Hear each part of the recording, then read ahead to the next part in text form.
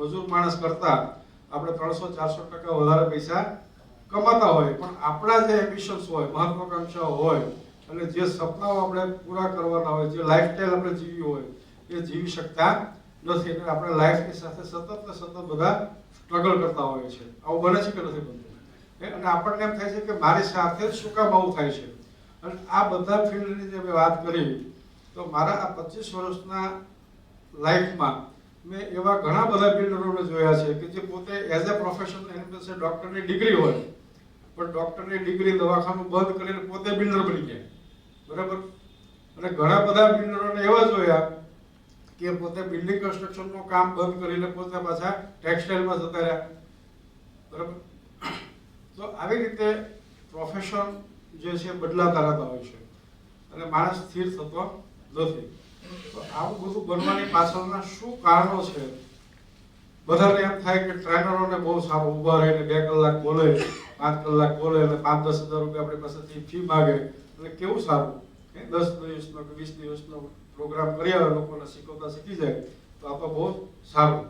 પણ મેં એવા ઘણા બધા ટ્રેનરોને જોયા છે કે જે ટ્રેનિંગ ફિલ્ડમાં આવ્યા, એઝ એ ટ્રેનર બન્યા અને આર્થિક પોઝિશન ખરાબ થઈ જવાને બાબતે એને ટ્રેનિંગ ફિલ્ડ છોડીને બીજા કામ કરવા પડતા હોય છે. તો સૌથી વધારે મહત્વનું પાસું આપણા બધા માટે કેવું છે? આર્થિક રીતે વધારે ને વધારે સદ્ધર થવું, મજબૂત થવું એ બધાને માટે મહત્વનું છે કે નહીં? પણ બધા થઈ શકતા નથી.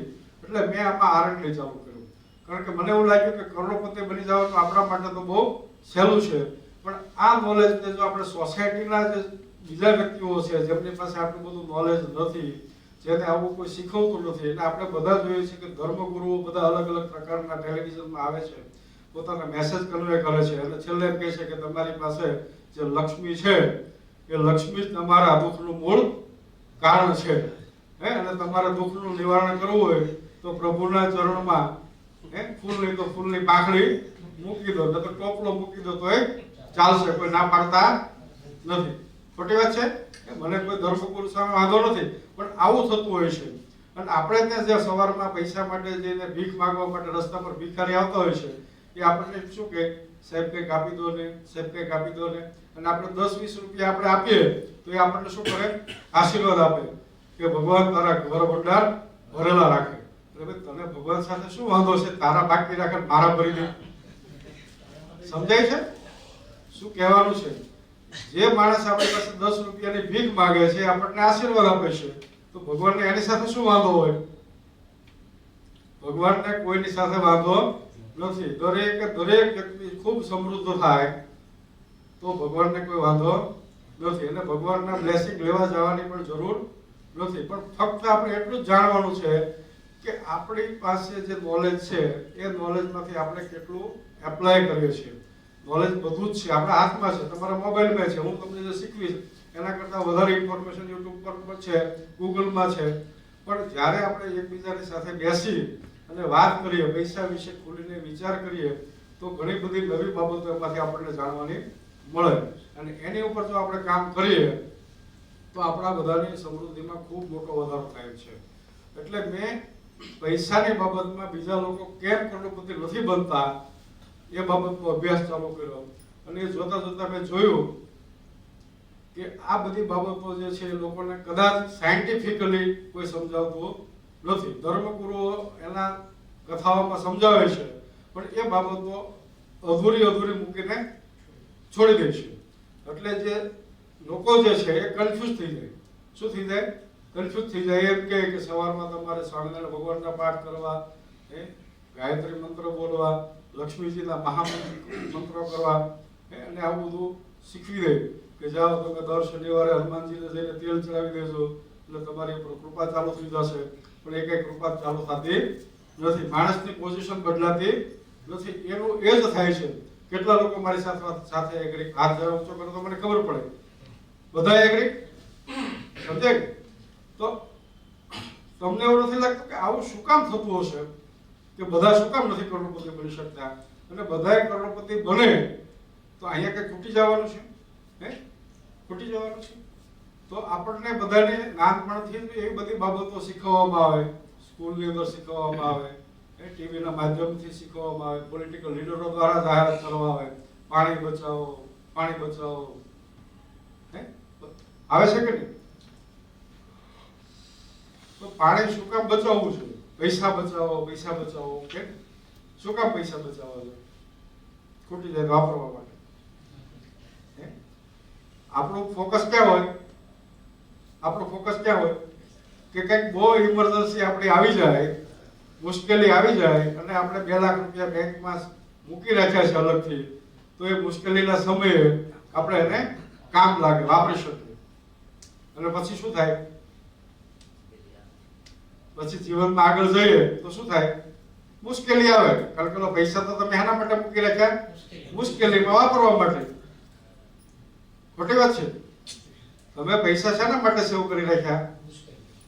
તમે જીવનમાં તમારી સાથે કોઈ આકસ્મિક મુશ્કેલી આવે અને તમારે કોઈની પાસે પૈસા ના માંગવા પડે અને તમે જે જમા કરેલા ભંડોળ છે, જે પૈસા છે, એ પૈસાને તમે એ સમયે વાપરી શકો અને તમે એમાંથી મુક્ત થઈ શકો. એટલે કે ચિંતા મુક્ત તમે જીવન જીવી શકો એટલા માટે હોય. પણ ચિંતા ભવિષ્યમાં આવવાની છે, ડિસાઈડ કરી લીધું કે ન કરી લીધું? બરાબર ને? તો આવું શું કામ થાય છે? કારણ કે આપણને એવું શીખવવામાં આવેલું છે કે જે આપણા વાલીઓએ એમને પણ એ શીખવાડ્યું છે કે આગે છે ચલી આતી, પરંપરા મુજબ ચાલે. એટલે નવું જ્ઞાન જે છે એ નવું જ્ઞાન પૈસાની બાબતમાં કોઈ શીખવતું નથી. અને આપણને બધાને ખબર છે કે તમે તમારા દીકરા કે દીકરીને કે તમે જાતે, હું કે તમે હાવર્ડ યુનિવર્સિટીમાં કદાચ બેસ્ટમાં બેસ્ટ ડિગ્રી લઈ આવીએ તો આર્થિક રીતે વધારે સમૃદ્ધ થવાની કોઈ ગેરંટી આપે ખરી?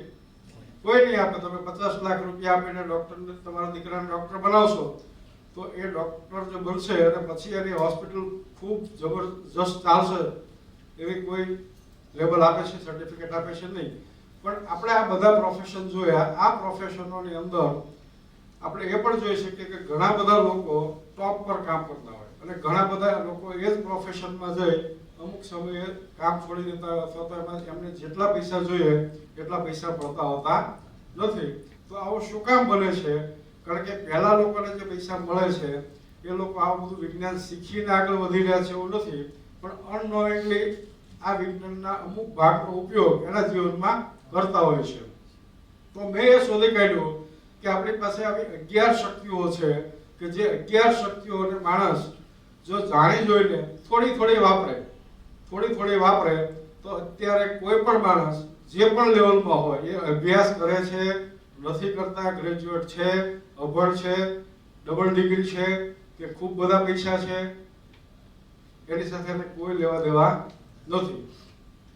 કહેવાનો મતલબ એ છે કે તમારી પાસે કેટલું ઇન્ટેલિજન્સ છે એના કરતાં તમારું આ ફોર્સ ઓફ હાર્ટ એ આગળ એક્ટિવ થઈ જાય કે તમારી બુદ્ધિને સાઈડમાં રાખી દે અને હૃદયનું બળ તમને એ કામ કરવા માટે મજબૂર કરી દે અને એ પૈસાનું તમારું એટ્રેક્શન ચાલુ કરે. બરાબર?